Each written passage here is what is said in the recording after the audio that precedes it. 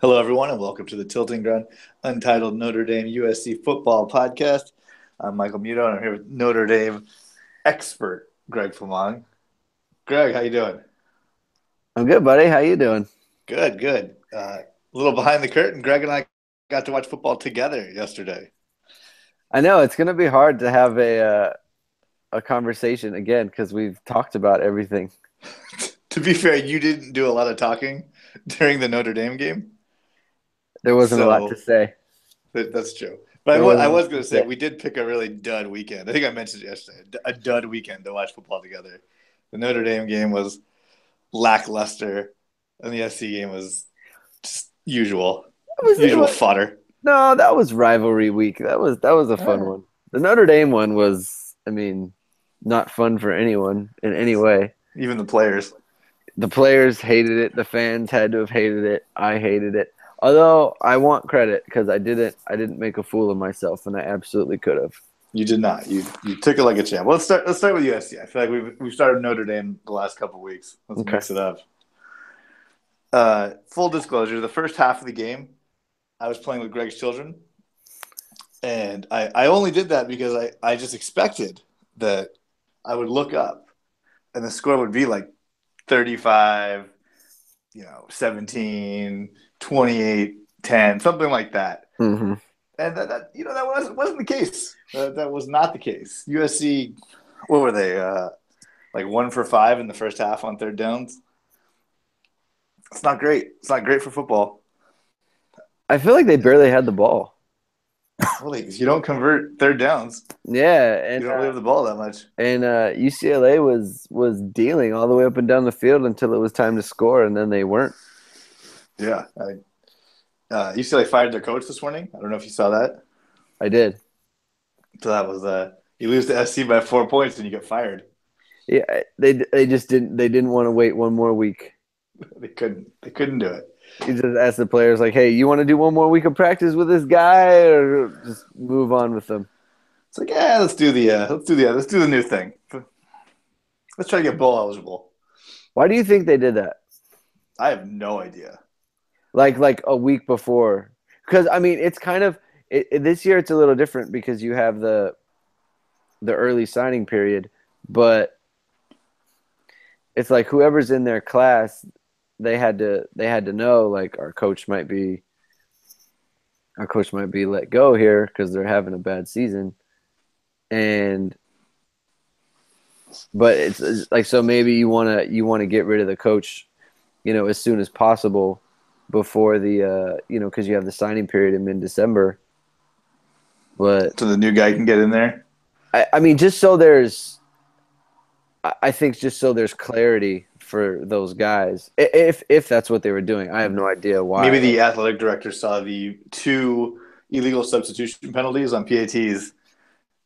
I was like, hey, this Jim Mora guy has no control over the program. It's pretty unbelievable. Like just 2 times, just 12 men on the field. It's And pretty I'll give great. I'll give you one like, oh, people are excited that who knows what's happening, Well, it's like I was telling but you, like 2. usually for the PAT, especially when it's like it's not because like you could be late in the game, you have a field goal block unit or whatever, but like for a PAT, usually the defense just stays out there, like whoever's out there just stays. Um, and so it's like, why are you moving people in and out of the lineup? Just keep them, especially when you're not really trying to block it. Yeah, So, but bizarre. we saw so many things from UCLA that was just like the hallmark of a poorly coached team, which I saw a lot last season for my team. So I know exactly what it looks like. Well, I don't think Jim Moore is a very good coach. Never have, never will. So, not shocked. Well, he certainly confirmed that belief. Yeah. Uh, a coach that I've been writing all season long was USC special teams coach John Baxter, and I do have to give him, I'm sorry, I guess, because the first special team, well, I guess not the first special teams play, the first punt return of the game, SC dialed up a smooth little punt return. They knew that the UCLA punter kicks to the right, I guess. I guess they watch film and they knew that he likes to go to the right. So they set up a fake punt. They had everyone block like the punt was going to the left. And it faked out all the UCLA punt coverage guys. And Michael Pittman Jr. just ran straight down the sideline, scored a punt return touchdown. Straight down the sideline, untouched. The Bears used to do it every now and then. But, oh, man, I couldn't believe SC had the wherewithal or the togetherness, the ability to do that on special teams. A team that has barely returned punts all season long has that up their sleeve. That was great. It was great. It was amazing how perfect it went. It was the guy perfect. Kicked it pretty much right to Michael Pittman. He almost kicked it exactly where he was going. Honestly, it's almost like it was planned out that he would kick it there. I mean, he ran right to the spot. Weird thing. How does the UCLA coverage team not know? Like, our guy always kind of hangs it to the right. Well, honestly, I think we got that from the broadcast, and I don't think that's correct. I think that they just took a chance. Like, either he kicks it to Ajini Harris. Like, Ajini Harris is running right, and he's going to act like he's getting the ball. And if he kicks it over there, great. Like, that's where he's going.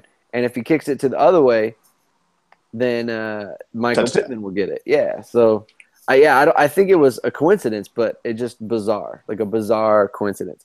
Because you can only try it one time. Right. Because if you do it, then the other coaches will see, like, hey, they tried to put the guy, on the opposite end of the field. So stay alert or whatever. I mean, look, sometimes you get one shot, and they took it. They had to know. They just had to know something. Because I can't believe that this inept punt return unit just had something break their way. I mean, but first of all, if they always kick it right, then why didn't the coverage go that way? Because they're dumb kids, and they saw all the USC guys running to the other way. Okay. Dumb kids. UCLA is a fine academic institution. How dare you? All kids are dumb. Just a general. It's true. It's true. They're dodos. Yeah, everybody. I'm sorry. Everyone like 24 and under, you're all dumb. Sorry. Yeah. Not to age myself there. I mean, they don't know that they're dumb. Yeah, I was there. I mean, I'm fully aware that at that time I didn't think I was dumb, but yes, I was. I was very not smart at 24 years old or under that. Very not smart. But yeah, so USC special teams had a punt return touchdown. Last regular season game of the season. Didn't think that was going to happen. And then they didn't do anything for the rest of the game. And not just the special teams. This is all of USC. Ronald Jones had a pretty good game, but UCLA is one of the worst rush defensive teams in the nation. So you'd think that some of the other guys would have got some rush yards there, but no. It was just all Ronald Jones, and it was 100-plus yards. That was it. This was the least yards UCLA's given up all season long. On the ground? On the ground, yep. Interesting. So that's not good for USC. I mean, it's been all season. They've never really focused on the run as much as you would have wanted. Or should. Or should have, yeah. I mean, it's just, I think I saw this morning. This was the third game of the season where Sam Darnold threw an interception and not a touchdown. Wow, I didn't even realize that. That's not great. Didn't even realize that. He rushed for a touchdown. He did. And I have a hunch in those other games he probably had a rushing touchdown as well. Yeah. Because they're going to let him get his. Mm-hmm. But, man, super strange game. Like, it was strange just from a sense of, like, we were talking about it. Like, it seemed like UCLA was dominating. Yeah, it rose into, what was his name? Jordan Lashley? Yeah. Incredible. Unstoppable. Yeah, he's gonna hold his head high in LA. Definitely not USC. Definitely not his fault. It's just shocking. It's like, so I just said UCLA is one of the worst rush defenses in the nation, and USC can barely get going. And USC constantly gives up big plays passing, and guess what Josh Rosen does? Beats them deep all game long. All game. And their coach got fired. And only half the time Was it allowed because you got linemen like randomly running Oh yeah, downfield that was a on good like one. 50-yard bombs? They're such a poorly coached team. Like they had a touchdown call back, they had a 50-yard pass call back. Ugh. Throwing interceptions in the end zone, just fumbling on random stuff. It's like so crazy. Like that's such a bad thing for a coach. Like you have a guy like Josh Rosen, he is the best quarterback you're ever going to have, and goes 5-6, and he gets fired. You're the number one pick in the draft. You have the number one pick in the draft on your team, and he cost you your job. That is pretty impressive. I didn't I even mean, think he about it did, that way. but it's like like when you sign Josh Rosen, you think to yourself, like, I've got the guy, I've got him, It's and like at he's least coming our to our offense will be school. covered. Yeah, like he's coming to our school. Like you can't fail with a guy like this, and he's fired before his career ends. Unbelievable. I mean, you can't cry. You can't cry unfair when you've got the number one pick at quarterback on your team. You only had 5 wins. Although, in fairness, he did get hurt last year, and But getting they were hurt. kind of already. I know, but like him getting hurt like that causes like a really bad season, which puts you in the hot seat for this season. That ends up costing you. Just that's the way it goes. Uh, yeah, I guess. I don't know.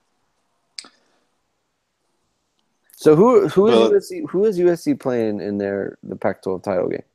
I don't think we know yet. Do we have to wait one more weekend? We have to wait one more week. It could be a couple different teams. Was it the Apple Cup? I think that's Washington State, so that Uh, has some implications.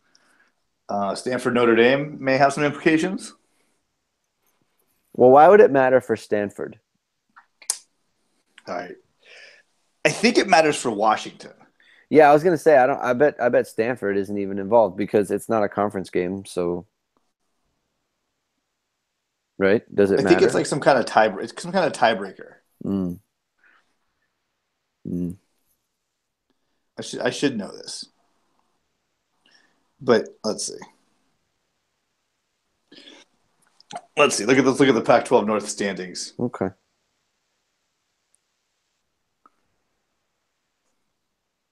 Oops.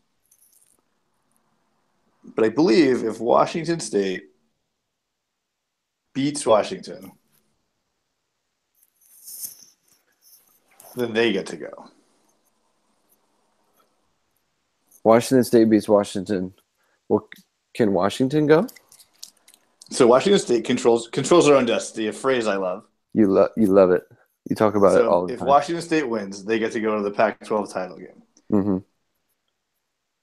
Washington needed Cal to beat Stanford. That's what it was. Oh, okay. But they didn't. But they didn't.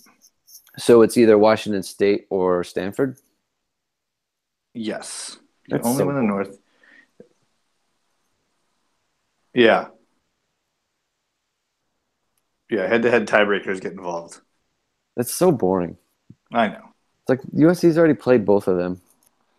Well, Washington State would be good because then it'd be like a revenge. It doesn't honestly. It doesn't even matter. Like, who Yeah. cares? This is just so non-consequential. Well, you want to go to the Rose Bowl? Oh, that's true. Yeah. But USC, they can't. All the top 10. I mean, Notre Dame's in the same problem as USC. It's Mm-hmm. like all the top 10 teams just keep winning. Oh, you're talking about like Just you're in general, it's just for fun rankings at the end I of was the gonna year. say, are you still trying to go to the No, that playoff? ship has sailed. That ship sailed a week and a half ago. What's his name? The Chris Fowler. I think he was trying to jimmy some way for them to get in it. He said they had a 25% chance. He was trying to jimmy their way in, and he's like, "What do you think, Kirk?" And he's like, "No, not gonna happen." I mean, if USC has a 25% chance, what's that? Notre Dame have like a 35% chance? I guess. Well, I think it's probably skewed more for USC because they still have the Pac-12 title game. And people like And that. People like conference champions. yeah, people like conference champions. Well, the Pac-12 is the conference of champions. Right. Although it would be hard for USC if they won the Pac-12 to get in over Notre Dame since Notre Dame already beat them. Yeah, by a lot. But by a lot. That is correct. Fact check true. Like it wasn't even the usual USC like, oh, this is close in the fourth quarter. It was this thing's done before halftime. Uh-huh. So yeah, I can't imagine USC, but that's good for Notre Dame too if USC wins a conference title. It would just make me feel good inside. Yeah, I mean, we all know that the playoff committee loves Ohio State, anyways. Yeah, I mean, I don't have any illusions. I mean, we'll get to it when we talk about Notre Dame, but I mean, not the same team right now. No. No. Let's see what else. What else happened for old USC? Second, we hit on it when we were talking about Josh Rosen. Secondary is just atrocious. They just get beat. They don't know where to go. Jack Jones just lets people run right by him. Amon Marshall I don't even know what he does half the time. Hey, but they're good tacklers. They're very aggressive. We'll give them that. They're good tacklers and they try hard. Your guy Marvell Tell had a pretty big interception. Love that guy. I like him. That's the crazy thing is, I mentioned it last week, is they get beat deep or they give up stupid touchdowns that they should know better. And then it's like, oh, we'll stop this scoring drive with an interception. Like you just wouldn't think they could do that too. They're so up and down. Mm-hmm. Inconsistent. Yeah, like when UCLA wasn't, just doing dumb things like bad teams do. Like they were moving the ball pretty good. Like they were going up and down the field with the little run plays with Soso Jamabo with his screen passes, throwing the ball to number 2 whenever they want, and then they'd throw the ball to like number 17 and he would mess it up. He just drop it, and then run the wrong route. Exactly. So, like threw a block in the back. So many penalties on UCLA, like goofball penalties.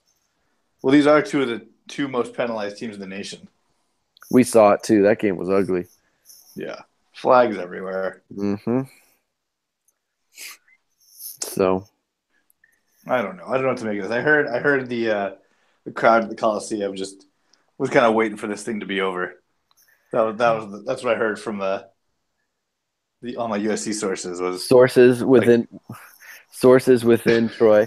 I mean, yeah. I feel like that game is especially in this situation where like USC isn't playing for anything and UCLA isn't playing for anything. It's just more about the party beforehand, especially when it's at night, because then people can tailgate all day, and then the game starts and it's just kind of like, okay, and all of a sudden the drinking stops and people start to feel it like mid second quarter going into the third quarter. So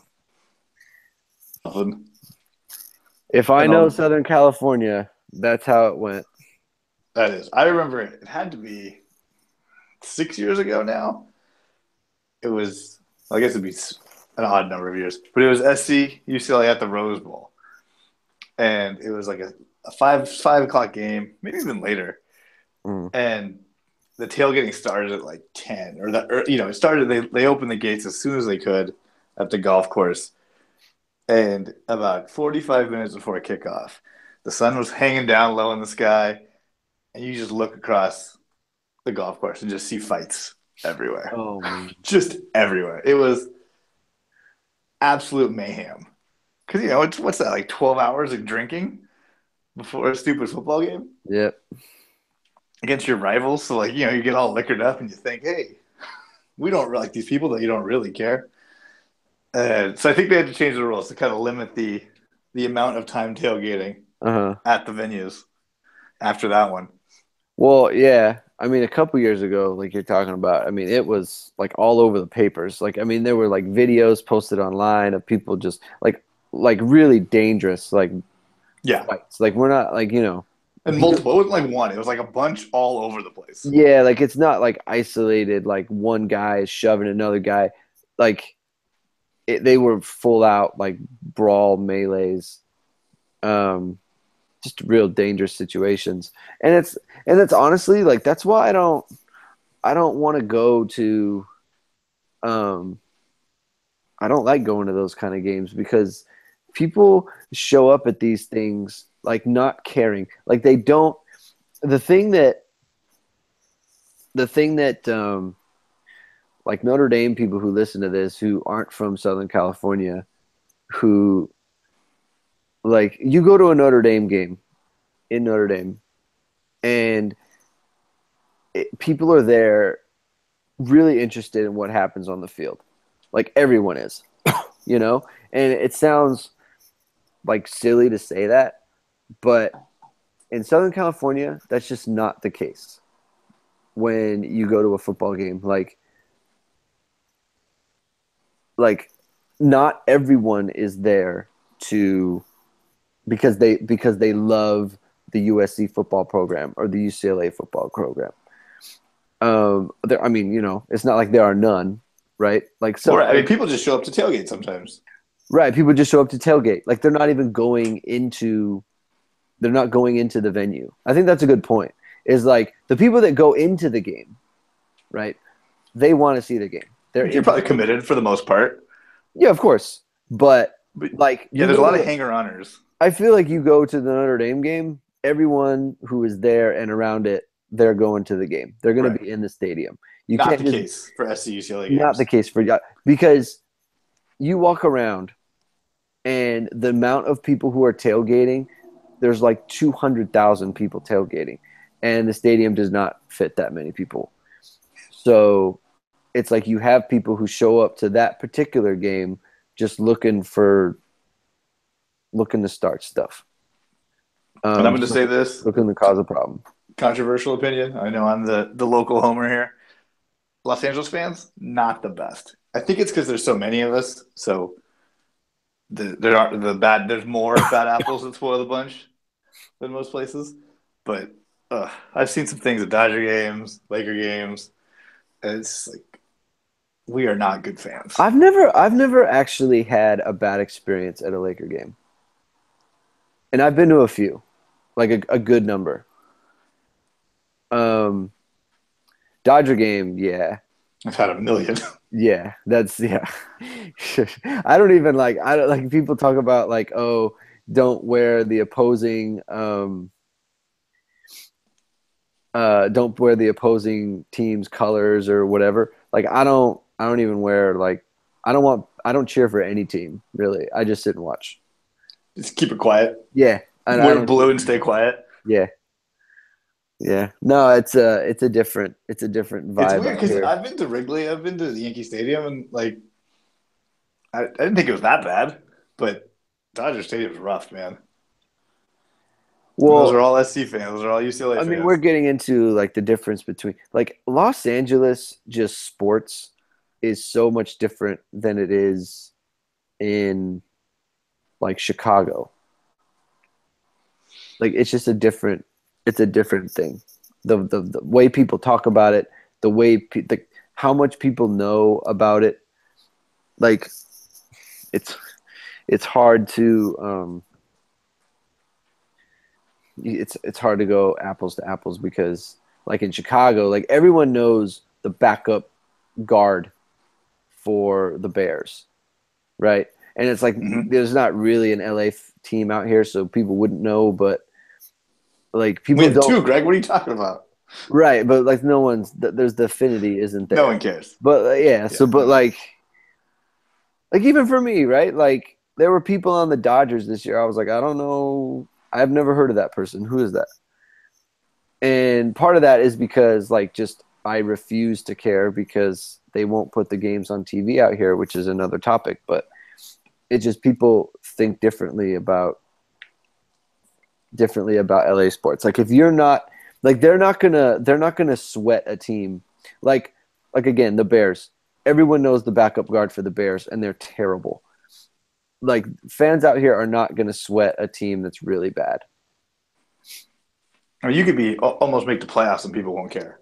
Like you Right. need to be a Right. championship Like, caliber team. are you going to win a championship? Yes or no? And if it's no, then I don't. It's not. Then I will do passive Yeah. interest at best. I will find another way to spend my time. Yeah. All right, we digress. We're off subject. Los Angeles, We are. great place to live though. Great place to live. So who let's see what do we miss from the game? It was a little boring. UCLA kept it close. Darnold didn't throw a touchdown pass. SC's defense gave up bombs left and right because that's what they do. Defensive line looked okay, even though they had some guys get hurt. I thought that was fine. Um, I don't know. USC offensive line always a little lackluster. Yeah. They kind of just It's like stand there. it's hard, like, because when you think about, like, we're talking about, and it's going to be like this for Notre Dame too. You know, we're talking about USC. Like, this was USC's last regular season game.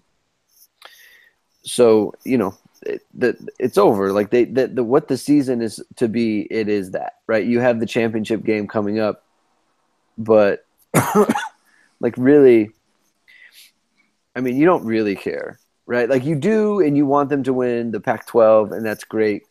But all that really means is that you get to you get at least one more year, probably two more years of wondering if Clay Helton is actually a good coach. Yes, that is the problem. Because and the same is true with Notre Dame. It's like it doesn't matter how, like, we talk about how the defensive line played or how, whatever. It doesn't really matter anymore because both teams didn't get the thing that they want. But neither season were just complete disasters. Right. We were, it's been entertaining, you know. We're playing out the string. Yeah, exactly. Exactly. So they won.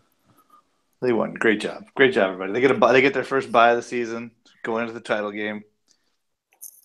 Um, it's not their last game, so we don't need to do our goodbyes to players yet. We're Right. not quite there. No, we have a lot more. It's just Yeah, we don't need to be like super critical of like the D line or the offensive line and the way they looked.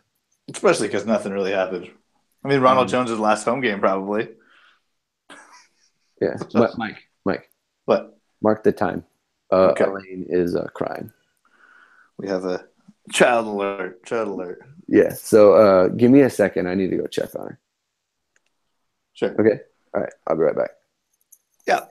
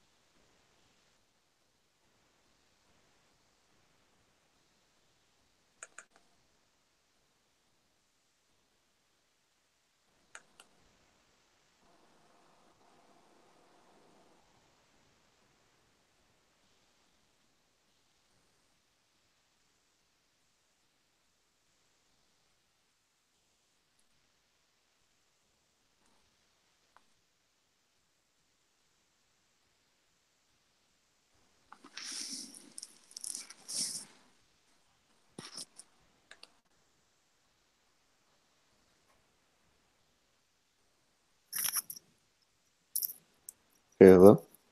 Yo. Okay. Sorry. It's all right. All right. So we were talking about. I don't quite remember. Um,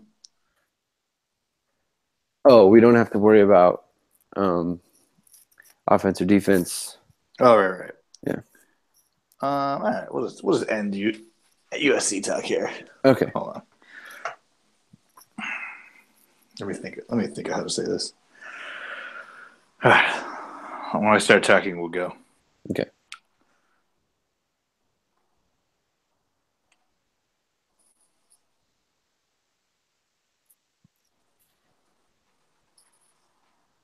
Yes, you're right.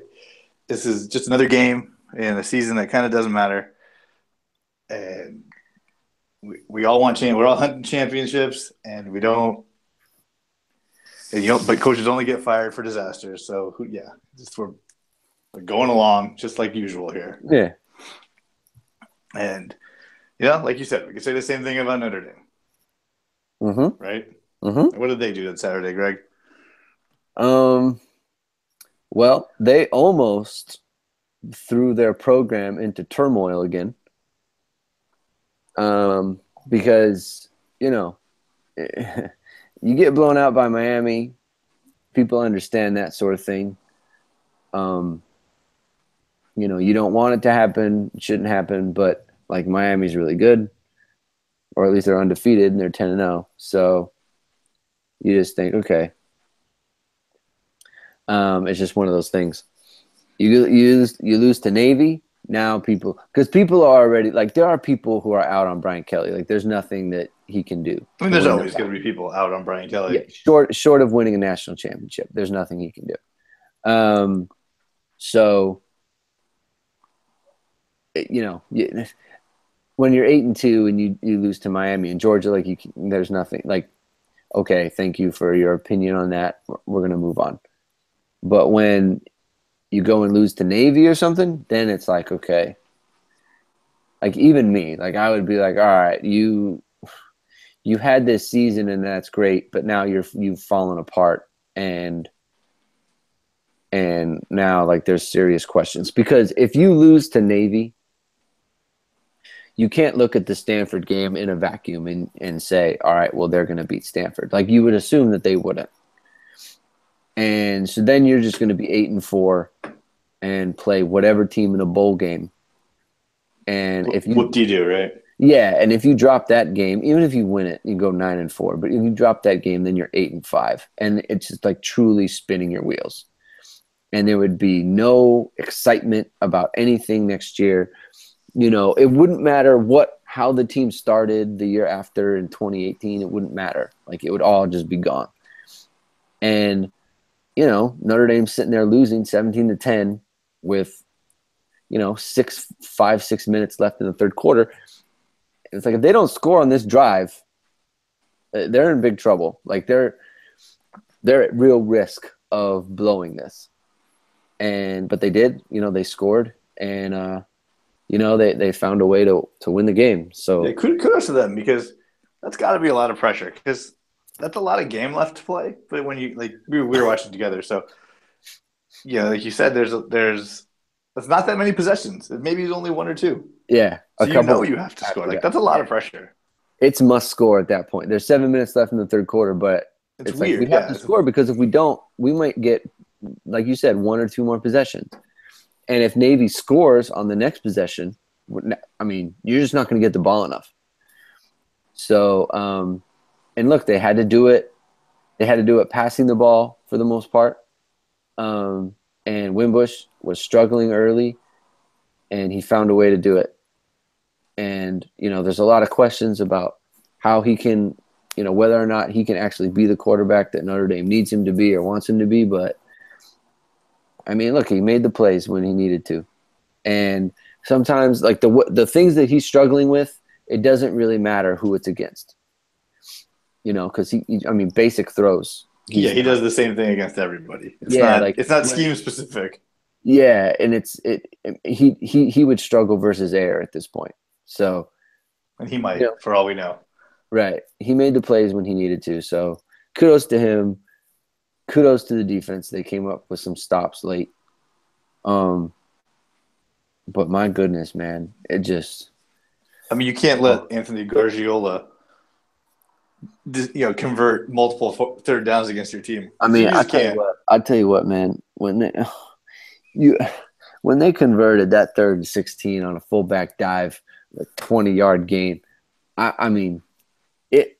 I told you before, like when it happened, I just let them score. Let them score because when they do that, they're scoring on this drive. So save the time and get the ball back because you need the ball. They ended up converting, I think, a 4th down, maybe a couple 4th downs. I think it was after that.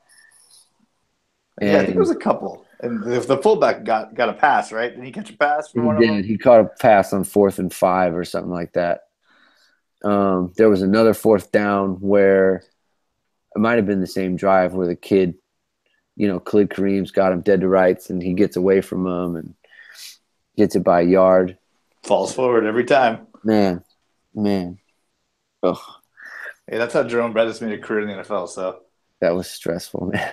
That was so stressful. I mean, and you had the line of the night or line of the day when, like, right at the beginning. And because they come out on the first play and they try to throw the ball. And I laughed. I was like, that's funny that they did that because everyone's getting on him. Was getting on Brian Kelly and Chip Long for last week, what they did last week. So they come out and it's raining and it's windy and it's cold and they throw the ball. And I told you my biggest problem, well, I'll get to that later because I want to get to your line. So the next play, they throw the ball to Chase Claypool. Throw it again. And you said, you want to beat Navy, you got to get Chase Claypool going. Oh, no, you got to get Chase Claypool going if you want to beat Navy. And I thought that was just so perfect because you absolutely don't need to get Chase the last person you need to get going. You don't need to get him going. You need to get Josh Adams going. That's who you need to get going. And you need to get Tony Jones Jr. and Dexter Williams, who they didn't give the ball to again. Yeah, what was wrong with Dexter Williams? Was he hurt? I don't know. Honestly, it doesn't matter. Like, I could tell you what Brian Kelly said about it, but he never tells the truth. I mean, he just doesn't. This is the point where, like, everything that Brian Kelly says in a press conference is irrelevant, not important, doesn't matter. He'll tell you that Tony Jones, like that Dexter Williams has been healthy for 3 weeks, and then at the end of the season they'll ask him like, "Why didn't you give the ball more?" It's like, "Well, he was banged up all year." That's what he's going to say. He never tells the truth about this stuff. He's just saying words in press conferences. Exactly. He's just getting through it. So, yeah. So that's who you need to get going. They didn't do it. Then they want to throw, like. Well, they almost get what's his name killed. Oh, EQ? Yeah. Yeah, not good. Not good. That was the next drive. There's a picture online that's like his body is all contorted. And it's like, that's not supposed to look like that in any way. So I told you, and everything I'm telling you, I said it during the game. So it's not like I'm, when it happened, I'm telling you this. If we're being honest, Greg didn't say a lot during the game. He was very quiet and stone-faced, trying to keep composure as Notre Dame was keeping the game a little too close. Well, because you know what, Michael? if I'm gonna get in trouble from the wife about something. Well, she wasn't there yet. She wasn't there yet, but still. You don't want to get the water boiling. Yeah. You thought. Yeah, because if I'm gonna get in trouble about something, it's gonna be because they did something against a good team, not because they blew it against Navy. Okay, so you want to lose to Navy? I'm not getting in trouble for that. Okay, so here's the thing. I don't care about the passing, right? I told you that. You want to pass, then that's fine. But then why are you doing this like short, intermediate stuff that Brandon Wimbush, like, he doesn't want to throw that stuff. He's aiming the ball. He's aiming it, and then he's like trying to throw it all hard. Everything is sailing. Everything is too high. You're not even throwing for first downs. Like, the way this team is constructed, either you run it or you do play action and you try to get some big chunk yards because Navy can't cover you. They can't cover these guys. So what's with the 7-yard hitch route? That, of course, that's what Navy wants. That's the best case scenario for them. That was what I said. Yep. That Navy, if you ask them during the week, hey, how do you want Notre Dame to approach this game? It's like they would say, I want straight dropbacks, and I want to try to dink and dunk their way down the field. That's what we want. We probably can't get run over by their All-American linemen. Exactly. So we don't want that. Exactly. They're probably faster than us. So they'll get behind us. So don't go deep. It's like, I guess, mid-range passing. Yeah, so we can keep it in front of us. Mid to short to mid passing is what we want Notre Dame to do. So, of course, that's how inaccurate quarterback. Great. Of course, that's how they open the game. And it's like you receive because you know we're going to have limited possessions. So we have to value every single possession. So what happened? First series of the game, they go 3 and out. Never throw the ball. They throw 3 times, never throw the ball beyond the first down marker. And then you have 4th and 2, and you punt it. Now, I can see why maybe you don't want to punt it from your own 33 earlier in the game. But I was telling you when the game was going on, Navy's going for it. They're not punting the ball because they know. We need to value every single possession. We can't be punting to this type. We can't be punting to these guys. So it's like if they're going to be the type of team that's going to just not have any boundaries about any of this stuff, then Notre Dame needs to too. Notre Dame punted twice. But isn't there's some logic to, if you don't want to play Navy's game? What's that? Like, if you're going for it on 4th downs and stuff, and then you don't convert, now Navy has a short field. I guess that's actually better because then they can't have the ball for that long. Because they can't have the ball for 20 minutes. That is true. I mean, it doesn't have to be Navy's game. Just be aggressive. That's all. Just be aggressive with the way you approach it. That's all it is. I mean, we punted from we punted from, the 50-yard line on 4th and 5. And look, that would have worked out because Navy, they had to punt to us, but then Fink fumbled the punt. Oh, that's right. Was short-handed return man. Yeah. So, look, I don't really care as much about the 4th down stuff as much as I care about the intermediate passing on like early in the game because that's a strategy. To me that's not aggressive. Like you have the way they started the second half, like that entire drive, they ran, play action, deep shot, touchdown. Like if you just start the game like that, just say no, we're running at you, like we're going to. I mean, why wouldn't you? Right. Just tell your linemen, like, hey, just so you know, like we're not doing the passing thing early in this game. We're running. And that's what linemen want. Linemen want to run block. Yeah, we have to score. We have to score first. We can't let them. We can't get down to this team, and we're gonna have limited possessions. So we're gonna receive, and then we're gonna run it, and we have to score. So make it happen, and we're gonna do it. Instead, we're little wide receiver screens in the rain, and cold and wet. I mean, that's the Brian Kelly special. It's like why are you doing that? And it's not a question of whether like Navy has a terrible pass defense, okay, and so I understand. Like you think, oh, like we can make hay with them on this. Stop getting beat with your B stuff. Like play the hits, play the hits. Stop getting beat with this. So.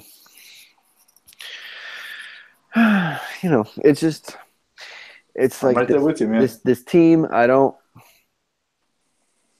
The team that took the field against USC is not the team that's going to take the field against Stanford. I don't know, man. I think you're giving us a little too much credit. What do you mean? Like USC's just probably not that good. It's not a question of whether or not that good. It's a quality of play issue, right? I mean, this is 3 weeks now. This is 3 straight weeks where they haven't looked that great. You know, the offense looked good against Wake Forest, but the defense was kind of shaky. The whole team was shaky against Miami, and then it was just kind of a lackluster performance against Navy. Like you watch that game and you say to yourself, okay, who on this team is playing well, right? Right. You have Drew Tranquil, who's playing great, and you have, you know, Greer Martini had a great game, and Julian Love had a great game, and Troy Pride. No one else really like is playing at a high I level even think right the now. Greer Martini might be a little inflated just because of his stat line, not so much the actual quality of his play. Right. So maybe you want to say like there's just not a lot of impact plays there. Right. And that's fine. The point of the matter is like who's trending up on this team? Like every week No I got one. to write a stock report about, you know, who's rising and who's falling and whatnot. Like I don't, you know, Greer Martini had a good game, but like he's been steady all year, and same with Julian Love. You know, so I wrote about Troy Pride because you know it's a new thing that he came on in this game. But He played safety, right? yeah, Julian Love did. Troy Oh, Pride they played flipped corner. him or something, right? Yeah, they played corner for Julian Love. Yeah. But it's like who's playing well on this team? Like I don't, you know, no one really is. You know, Quentin Nelson, but he's a robot.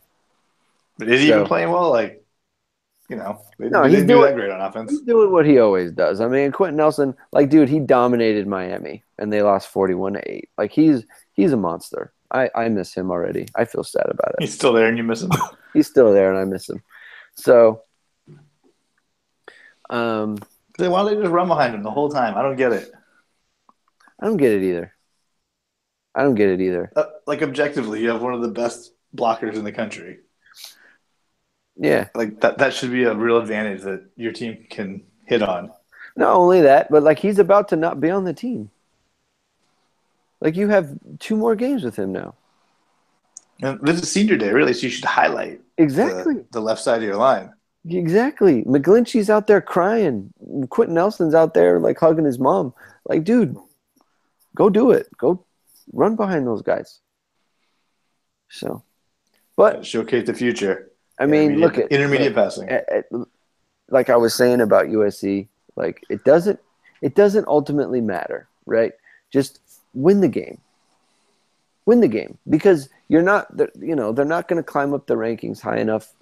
And if they just win games at this point, they've done enough earlier in the year where they're going to get in a nice bowl game. So yeah, where would Notre Dame go? I've read the Cotton Bowl or the Orange Bowl. That's what I've read. Where do they play the Orange Bowl? Either it's that same stupid stadium that they keep getting beat in. Hard Rock Hotel Stadium or whatever. Yeah, that's where they lost to Alabama. That's where they lost to Miami. And they would play Clemson, which doesn't really fire me up. Why would they play? Wouldn't Clemson make it to the? Are we assuming Clemson loses to Miami? I think they're assuming that, yeah. I think that is the assumption. Interesting. Now I don't have a lot of faith in Clemson, but I'm still not backing this Miami team. Yeah, Clemson's not a good matchup. No, I mean, who is for Notre Dame? Oh, you really want USC again? That would be the. Well, no, I mean, because the Cotton Bowl matchup is against Penn State, and I think that is a good matchup for Notre Dame. I don't know, man. What do you mean you don't know? It's a better matchup than Clemson. I mean, it doesn't mean they'll win, but Clemson is the same type of team that has given Notre Dame problems. Penn State is more like Penn State's more like Michigan State with a better offense in terms of style of play. So. I just know Penn State from the Rose Bowl. That's all I know from them. And their home run hitters. I mean, it could happen. I don't know. I mean, look at. Let's just say that the home slate is over. I don't have to listen to Doug Flutie anymore. Oh, the game on Fox next week? I think so. Okay, Probably. You got Joel Klatt, or maybe ABC.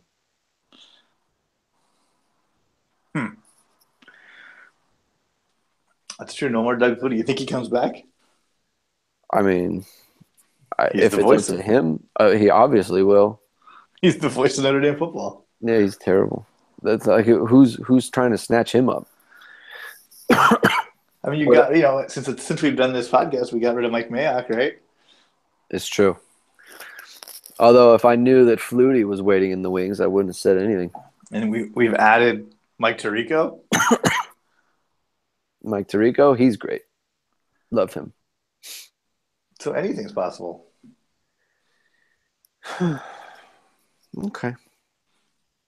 Any other Notre Dame news and notes? Not really. Yeah. 2 weeks ago, they were promoting a Heisman Trophy campaign. For who? No, I'm kidding. 2 weeks ago, they were promoting a Heisman Trophy campaign, and they were like a quarter and a half away from talking about whether or not the coach should be fired. So that's cool. It's a wild season. Very awesome. So what do you think happens next week? They beat Stanford. They lose to Stanford. And honestly, I think they will lose. Oh my gosh! I didn't tell you my story. I had a story for you. I knew we had a Notre Dame thing we didn't talk about. I didn't tell you in person, just for this moment. So Oh my! you could hear it for the first You time. held out on me. That's unbelievable. On the podcast. So I want you to know. I don't know, how much credence you put into luck and jinxes and things like that. But I want you to know whose fault it is that Notre Dame lost to Miami. Oh, you said This it was guy. your fault. It's this guy right What'd here. you do? So I was in Vegas the week before the game, and I thought to myself, like, this Notre Dame team's been pretty good. They're pretty good, and I don't think Miami's all that good. And I bet I can get some pretty good action on Notre Dame for the national title. And I won't tell Greg about it. Because if they do win, when he gets all, high and mighty and happy, I can also be happy because I can pull out my betting ticket with a Notre Dame national title on it. Mm. Yeah, that was money down the drain. So sorry about that. I'm not real happy with you right now. I know. I'm gonna need some time. I did it for the podcast, everybody. I'm gonna need some time to process this blatant jinx on your part. It jinxed my money too. It's hurtful. The second they lost, I had actually forgotten about it after I did it. I just put it away, in my wallet. Why would you do that? Why would I do that to you? I don't know. Yeah, man. I was so hopeful. The odds were I was so hopeful the whole day. Like I was hopeful, and you could have just told me, "Hey, by the way, I put money on Notre Dame to win national title," and I'd have been like, "Oh, okay." So this is going to burn in flames. Yeah. So, okay, they're screwed. I don't have to worry about it anymore. Instead, you let me hope, and then you tell me all along that you had stabbed me in the back long before. Yeah, I thought last week would have been a little too soon to tell you. The wound was a little fresh. Oh man, that's funny. I almost didn't do it too because the odds weren't that great, and I was like, what were the odds? I think it was like 6-1, 7-1. I have to go look. I was hoping it'd be 10-1, but after they beat Wake Forest. For me, it would have to be like 15-1 or something like that. Yeah, because they hadn't updated the sheet yet, and it was like 10-1 on the sheet or like 12-1 on the sheet. And then I went to ask, like, what are the new ones? And she's like, oh, it's like 6-1. I'm like, I probably shouldn't do this. It's not even that great of a bet at the moment. Not great value. I was like, I'll just do it for the story. Yeah. I'll just do it for the story. What a terrible person. You're awful. And here we are. So sorry. Sorry about that. That hurts my feelings. You've hurt. All right. On that note, you can find Greg on uhnd.com. Yep. It's the unofficial headquarters of Notre Dame. That's what it means. Wondered what it stood for. That's what it means. When I say it. Yes, sir. He has articles every week.